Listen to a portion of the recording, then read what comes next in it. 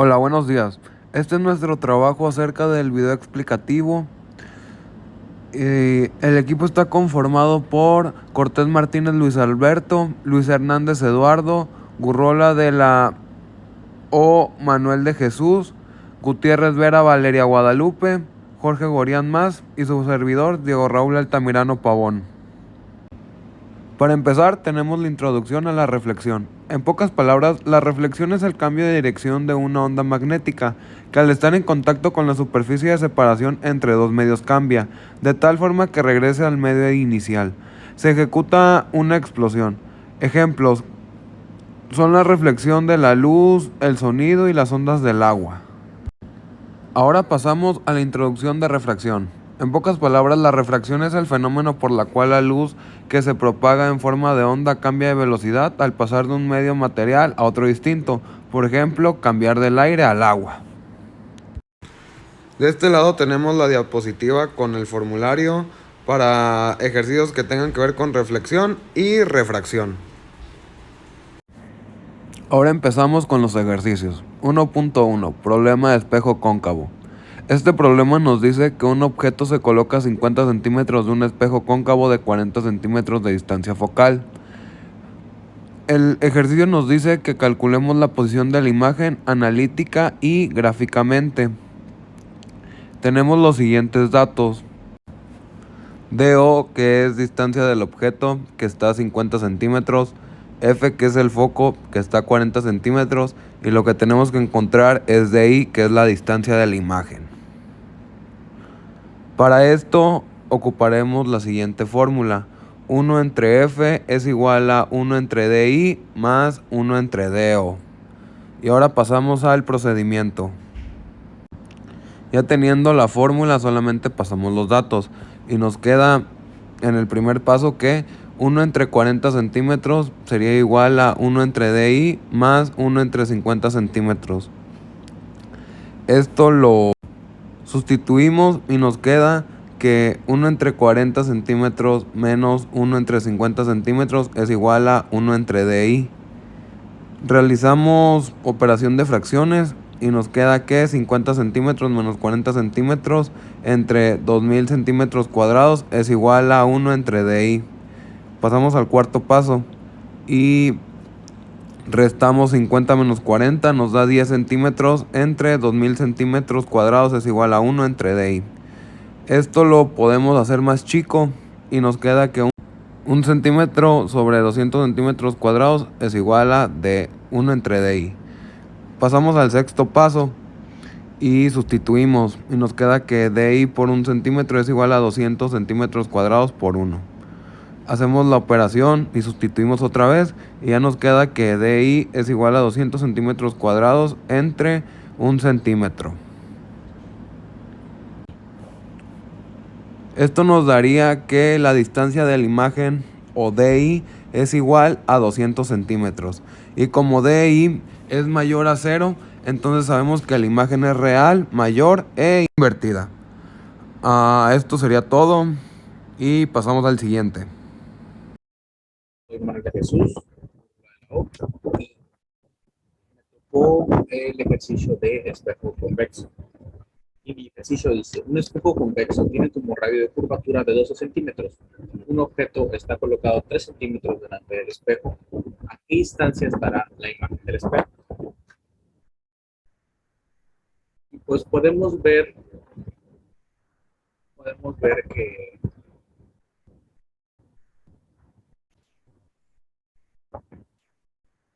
podemos ver la primera línea de reflexión que después bueno, se refleja hacia arriba, ya que es convexo, así que se irá hacia arriba la luz. Y de aquí va hacia abajo y en línea horizontal hacia la izquierda. Estas dos coinciden con la imagen que se creará sí, la imagen que se creará del otro lado de la imagen imaginaria que pasa por el foco. es el centro de curvatura o curvatura, que debe ir por aquí, de hecho. Bien.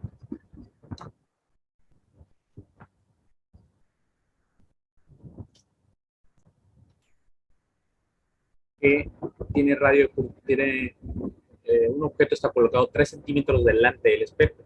O sea, la diferencia, la distancia entre aquí y acá es de 3 centímetros.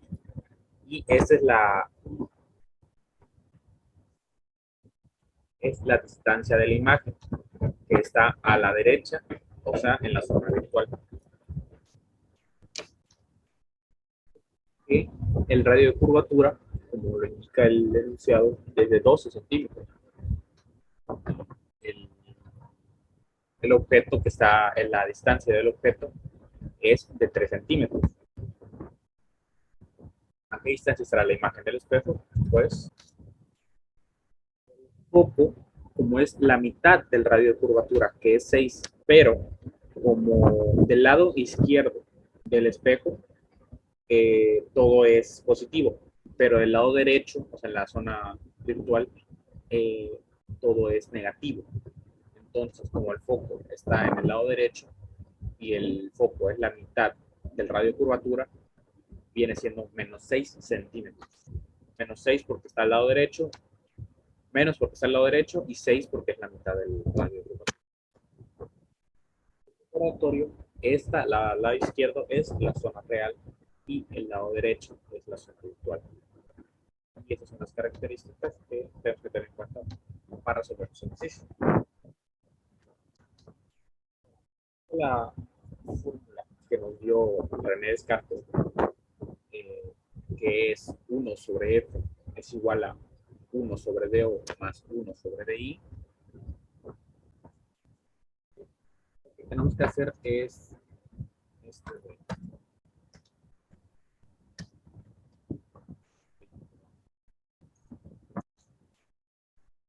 el DO al otro lado de la ecuación. Y como ya sabemos que cuando se pasa del otro lado de la igualdad, sale con su signo contrario o su operación contraria. En este caso, de más pasa a menos. Sería 1 sobre F menos 1 sobre D. Es igual a 1 sobre D.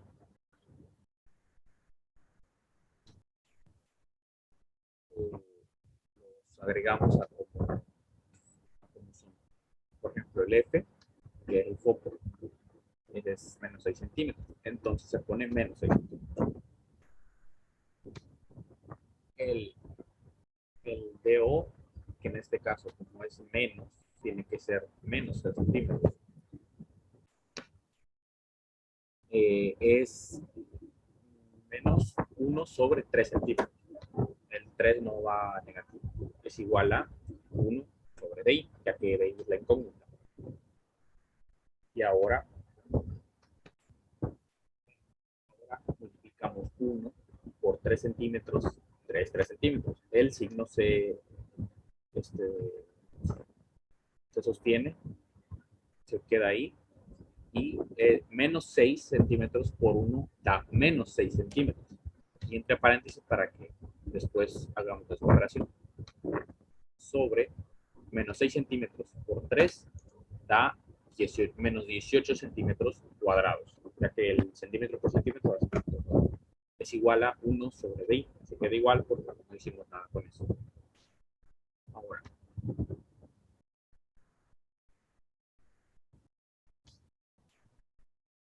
ya resolviendo el ejercicio, que 3 centímetros más 6, ya que es menos por menos es más, aquí así que aquí se pone más. En este caso, 3 centímetros más 6 centímetros igual a 9 centímetros. Abajo se queda igual, menos 18 centímetros cuadrados es igual a 1 sobre D. Ahora, lo simplificamos. 9 entre 18 da a un medio, da en la mitad prácticamente, o sea, 9 sobre, o bueno, la novena parte de 9 es 1, la novena parte de 18 es 2, o bueno, en este caso 2, ya que, sí. Ahora, es igual a B, 1 sobre B. Y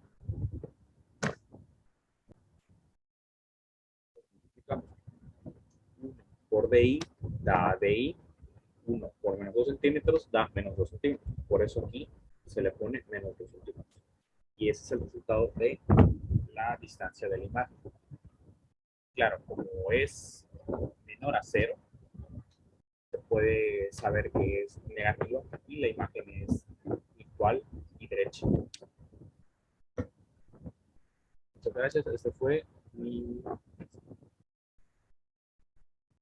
Hola, hoy les presentaremos nuestro problema donde dicta que si hay un rayo de luz que incide en el agua y sale al aire, sabiendo que el ángulo de incidencia es de 30 grados y que el agua tiene un índice de refracción de 1.33, calcule el ángulo de refracción.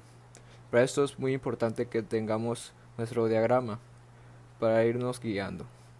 Los datos son el índice de refracción del aire, que sería 1, el índice de refracción del agua, que sería 1.3, y el ángulo de incidencia θ A, que sería 30 grados. Y lo que tenemos que hallar es el ángulo de incidencia θ B. Para esto utilizaremos la siguiente fórmula, que sería refracción del medio A por el seno θ A al índice, que es igual al índice de refracción del medio por el seno de media B. Haciendo nuestros cálculos, sustituyendo nuestras fórmulas, tendremos que n SOA, que es 1, por el seno de θ SOA, que es 30 grados, es igual a n SOB, que es 1.33 por el seno de θ SOB, que es el que vamos a calcular. Esto nos lleva a que seno de 30 por 0.5 por 1 es 0.5, que eso es igual a 1.33 de θ SOB. Luego, tenemos que despejar θ SOB, que nos quedaría como la siguiente fórmula, que sería θ SOB es seno de la menos 1 de 0.5 sobre 1.33. θ SOB sería igual a seno de la menos 1 de 0.37 θ SOB, que ahora calculamos, y eso nos da un resultado de 28.08 grados. Y esto sería todo.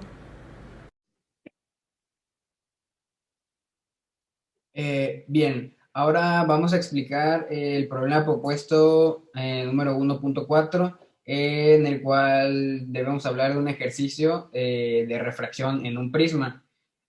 A continuación tenemos el siguiente problema que investigamos, el cual nos dice que un rayo de luz blanca incide sobre un prisma equilátero de vidrio, tal y como lo indica la figura. El índice de refracción para el color verde es de 1.68 y la pregunta que tenemos o lo que tenemos que resolver es ¿qué ángulo formará el rayo asociado a dicho color cuando emerja del prisma? Bien, en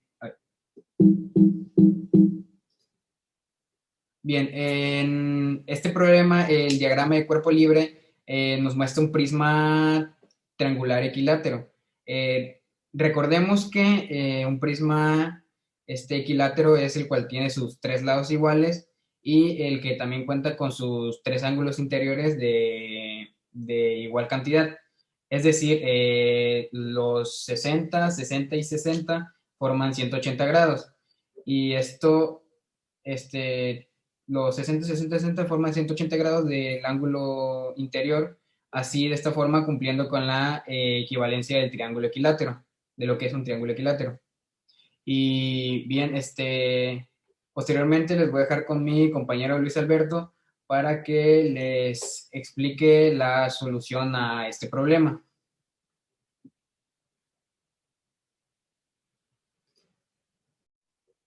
Bueno, ahora pasando al análisis del problema, tenemos que en el prisma triangular del material hecho de vidrio, tenemos un ángulo incidente de 57 grados que pasa por esta zona, refractándose por esta parte haciendo un ángulo recto y después refractándose en la cara opuesta, que es la cara B del triángulo. Tenemos aquí que es la cara B por donde entra el ángulo, el rayo de incidencia y sale por la cara B.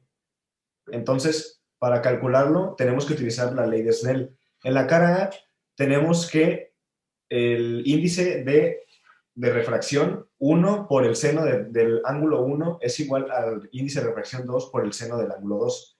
Tenemos que, como viene el rayo de incidencia por el aire, entonces el índice de refracción 1 valdrá a 1. Tenemos que el seno de 57 grados porque es el ángulo del rayo de refracción. Entonces, esto es igual al índice de refracción 1.68, que es del material del que está hecho el prisma, por el seno del ángulo 2, que es de la cara B, para poder sacarlo. Entonces, sustituyendo, tenemos que el seno del ángulo 2 es equivalente a, haciendo el despeje, que es el índice de refracción 1 por el seno de 57 grados entre 1.68. Haciendo esta operación da un total de 0.49, pero redondeado lo tenemos a 0.5. Despejando el ángulo número 2, tenemos que es el inverso de seno. Seno a la menos 1 por 0.5 da un equivalente de 30 grados, que es el ángulo de refracción que sale por la cara B. Ahora, para hacer el otro análisis sobre la cara B, tenemos que el índice de refracción 1 por el seno del ángulo número 1 es igual al índice de refracción 2 por el seno del ángulo 2. Haciendo un análisis general, tenemos aquí los ángulos que son paralelos con el rayo refractado dentro del prisma. Aquí tenemos que el ángulo paralelo al rayo del ángulo de incidencia y al ángulo refractado del ángulo de incidencia de la cara B, tenemos que aquí forma un ángulo de 60 grados, mucho más que aquí también. Entonces, para que esto tiene que dar una sumatoria de 360 grados. Entonces, tenemos que si 60 grados son ángulos que se pueden ver en espejo, al igual lo mismo con 120 grados para que pueda dar la sumatoria de 160 grados. Entonces, dando con este análisis completo, tenemos que el ángulo 2 más el ángulo 1 más 120 es igual a 180. Entonces, el ángulo 1 es igual a 180 menos 120 menos 130. Esto da un igual de 30 grados. Entonces, tenemos aquí que da igual el ángulo 1 que el ángulo 2, pero en este caso es distinto porque es una coincidencia más que nada por los datos, porque en sí no es que sea tanto una similitud como tal. Entonces, también tenemos que, para sacar el ángulo de refractación, tenemos que 1.68 por el seno de 30 grados, que es el ángulo del rayo refractado, es igual a 1 por seno del ángulo 2. Entonces, haciendo los despejes, seno del ángulo 2 es igual a 1.68 por el seno de 30 grados sobre 1, que es el índice de refracción. Entonces tenemos que esta operación da un igual de 0.84. El ángulo 2 ya despejado, tenemos que seno es el inverso, entonces seno a la menos 1 por la multiplicación de 0.84 da un total de 57 grados, dando así el ángulo de refractación. Y bueno, eso es todo. Muchas gracias. Como ya hemos visto en las clases anteriores, conjunto con los problemas, sabemos que cuando la luz incide sobre la superficie de separación de dos medios que poseen velocidades de luz diferente, parte de la energía luminosa se transmite y parte se refleja. El razonamiento de las leyes de la óptica, ya sea de reflexión o refracción, nos posibilita entender cómo y el por qué están formadas las imágenes que conforman para el ser humano la representación más importante de su mundo exterior. Así como vemos que esta parte de la física la aplicamos día a día sin darnos cuenta. Ahora pasamos a las referencias bibliográficas que pues son de donde sacamos nuestros ejercicios y demás información. Esperamos sea un trabajo del agrado del maestro y gracias.